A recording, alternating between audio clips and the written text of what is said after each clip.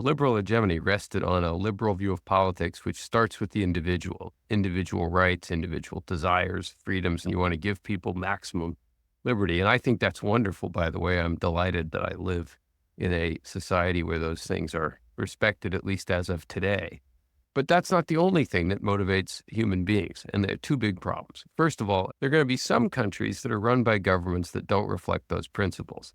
And if the world's most powerful country says its goal is to transform the world, remake it in its image, and make every country a liberal democracy, well, if you're not a liberal democracy, but you're in power, that's not going to make you very happy. And you're going to start looking for ways to interfere, to interrupt, to resist, to oppose what the United States is doing. So it guarantees you're going to have worse relations with some other countries.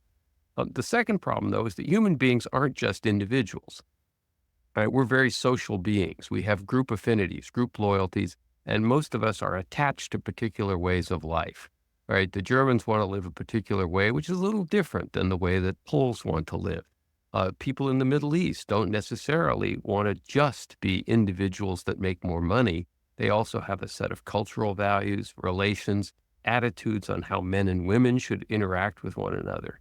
When the United States sweeps in someplace and says, you need to remake your political system, you need to give people individual rights, you need to give women equal rights with men, there are going to be a lot of people in that society who are going to say, wait a second, I didn't want you to change it quite that much. They're going to look for ways to resist because they don't want to change their way of life any more than Americans would want some foreign power coming into the United States and saying, you need to reorganize things and we're going to tell you how to do it. So even with the best of intentions, right, you're going to face some pushback from some of the people that you think you're trying to help.